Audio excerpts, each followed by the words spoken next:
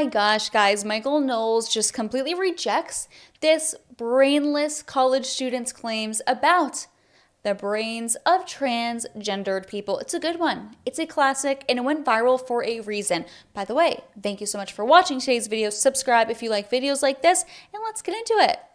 I have a study with me. It's from the European Society of Endocrinology that has found the brains of transgender people both operate and look more like their desired gender rather than the one that they were assigned at birth. The article states, the pattern of brain activation in both transgender and adolescent boys and girls most closely represented that of non-transgender boys and girls of their desired gender. In addition, GD or gender dysphoria, adolescent girls showed a more male-typical brain activation during a visual spatial memory exercise. Finally, some brain structure changes were detected that were also more similar, not identical, to those typical of the desired gender of GD boys and girls.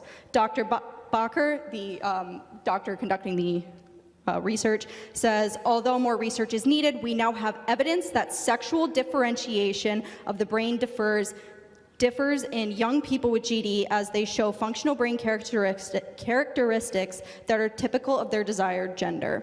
So then, Mr. Knowles, as established in the 14th Amendment, everybody is entitled to the legal protections as put forth in the Equal Protections and Due Process Clauses. So the interpretation of these clauses can be found in Griswold v. Connecticut, Loving v. Virginia, and Obergerville v. Hodges, the landmark cases enshrining the rights to birth control, interracial marriage, and same-sex marriage. So if the 14th Amendment stands correct, these legal bans on transgender care and their existence in general are therefore viciously in violation of the 14th Amendment. These laws are also not neutral nor generally applicable as required to have a law be constitutional. The precedent can be found in the rulings of the Employment Division, Department of Human Resources of Oregon v. Smith. You know, I fear that I was going to be the only one to give a speech tonight, but I'm glad that I get to attend a speech as well. I love this. It's like you're supposed to ask a question. It's supposed to be a sentence with a question mark at the end.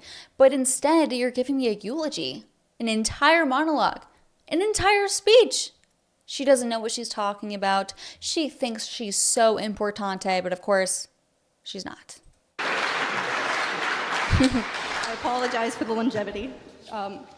But so then, Mr. Knowles, due to your call for the good of society, transgenderism must be eradicated from public life entirely. What do you propose we do? We cannot violate the U.S. Constitution, and seeing as these laws and bills are targeting and are only applicable to approximately 1.2 to 1.8% of people aged 13 to 17 and approximately 0.4 to 0.6% of the ages 18 and above, it is obviously and very clearly not neutral nor generally applicable. So I ask you again, what do you propose we do to address this issue that is not in violation of the Constitution and is humane? There was a lot there, so let's take it from the top.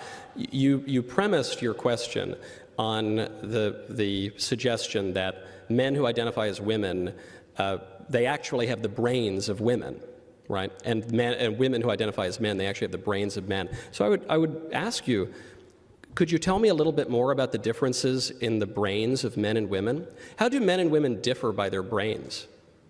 Would you say... Yeah, please find it in your little spreadsheet packet. Please, please. One is a little smarter than the other, you know. One's a little... Men, obviously. Sharper. Those women, maybe they're a little more emotional. Men, they're a little better at, you know, keeping a level head. What would you say is the difference between the male and the female brain? So some of the research that they've shown is different sizes of different portions of the brain. I don't have the actual, like, facts in front of my face. I simply only have, like, the actual findings of the research. I raise the question because I think you've unwittingly accepted a premise that is contrary to the liberal point of view and probably to a polite conversation, which is that men and women have these fundamentally different brains. And so if you're saying that men and women are distinct categories, and for that reason perhaps we ought to do away with some of the lies of the feminist movement and some of the lies of the homosexual rights movement, movement, that's fine by me. But I think that these claims are a little bit dubious. And it also undermines the premise of transgenderism. The premise of transgenderism is that one's true self is not necessarily dependent upon one's body, so that one's sex is biologically determined, but one's gender expression is not biologically determined. It's socially constructed and can be whatever one wants it to be. But the case that you've just presented for transgenderism is different than that. What you're saying is that actually transgenderism is biologically determined because the brain is an organ of the body. So what you're really claiming is that these men who claim to be women, they just are biologically women. Exactly. This girl, I think she's a girl, she's denying basic reality, denying basic biology. It's textbook biology 101, girl. Get with it. And she could have all these notes in the spreadsheets, in the facts, in the stats, but by the way, you can find like any statistic or study to back up whatever ridiculous claim you make these days. And that's the truth. We're free to pursue more studies on this. The studies that I've seen are pretty scant, pretty weak, and are not exactamundo.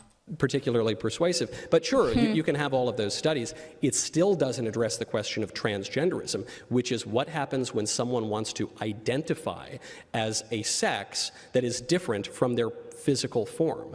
And in that issue, then we have to ask the question, can one really do that?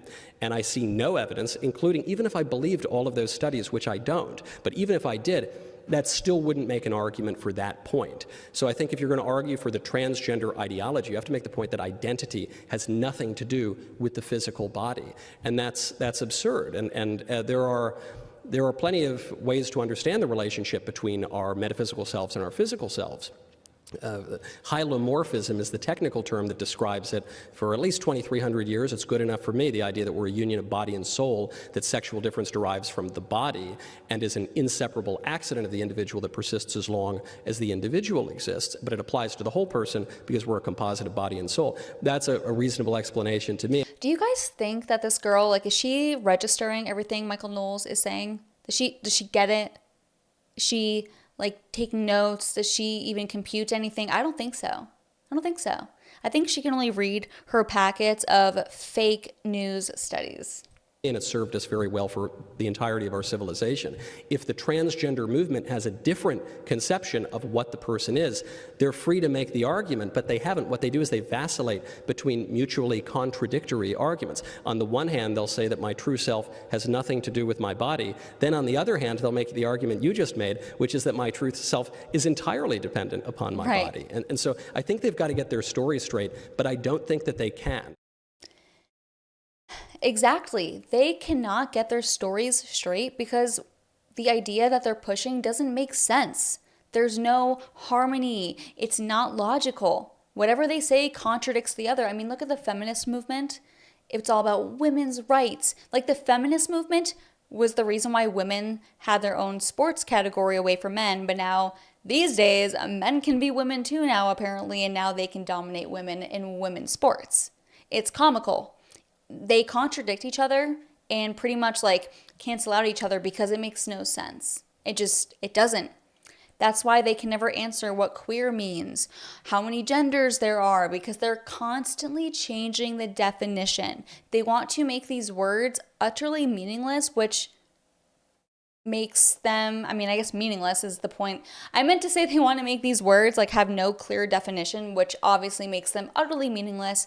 And my stupid small female brain messed it up there. But I hope you enjoyed today's video. Let me know what you think or thought in the comments below. And as always, see you next time.